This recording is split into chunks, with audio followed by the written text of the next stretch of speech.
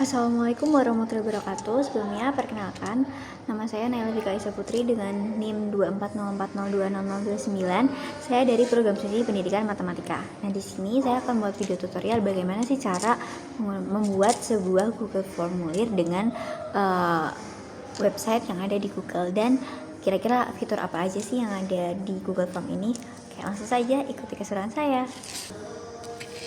Baik, di sini saya izin untuk menjelaskan terkait dengan bagaimana sih cara membuat Google Form. Jadi yang pertama, di sini teman-teman bisa membuat yang namanya blank form.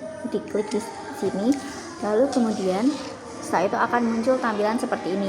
Nah, tampilan pada awal ini merupakan unit form atau header dari Google Form. Di sini saya akan membuat sebuah Google formulir terkait dengan pendataan mahasiswa pendidikan matematika. Nah, di sini bisa saya ubah menjadi bentuk pendataan mahasiswa pendidikan matematika. Jadi untuk header ini seperti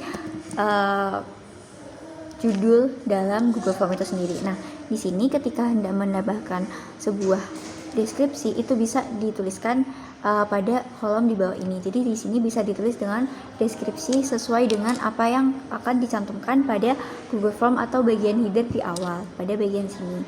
Nah, semisal di sini saya akan menulis jangan lupa untuk isi formulir Gform di bawah ini ya. Seperti ini misalnya.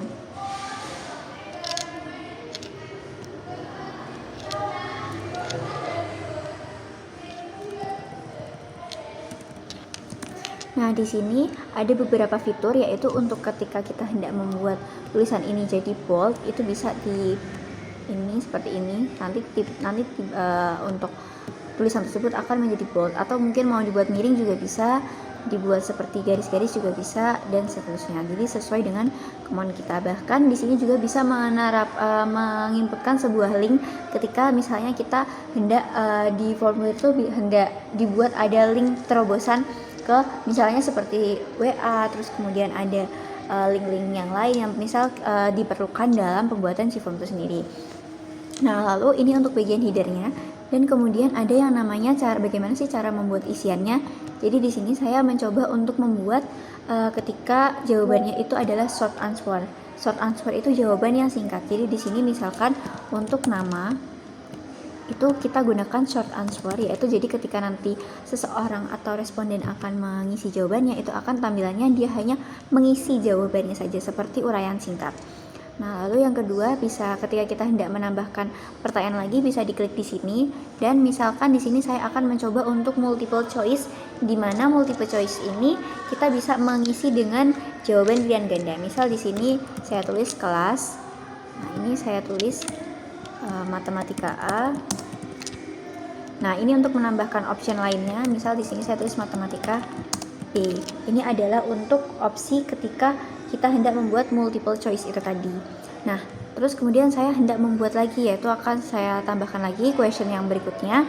Nah, pada question yang berikutnya ini, itu kita akan menggunakan fitur yaitu dengan checkbox list, atau di sini checkbox list itu bisa digunakan untuk jawaban ketika jawabannya lebih dari satu jawaban. Misal di sini saya akan tuliskan apa kesukaanmu. Nah, di sini saya akan tuliskan misalkan saya menuliskan pertanyaan mengapa memilih matematika.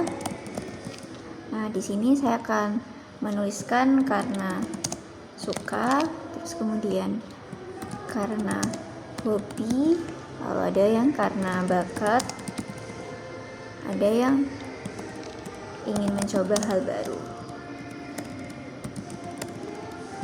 karena ingin mencoba hal baru, seperti ini. Nah, di sini ketika seseorang atau responden itu akan menjawab, itu bisa dengan dua jawaban. Jadi misal di sini saya akan checklist karena hobi dan juga karena suka, seperti itu. Nah, lanjut untuk yang berikutnya, itu kita akan menggunakan dengan jawaban yang berupa file upload. Nah, file upload ini nantinya bisa kita arahkan ke tampilan dari Google Drive itu tadi. Nanti di sini kita bisa klik continue.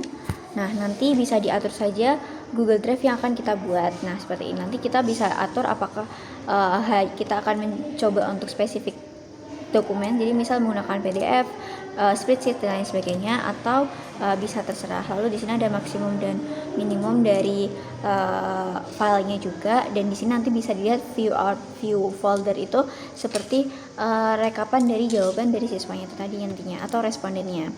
Nah, lalu yang berikutnya di sini akan saya coba dengan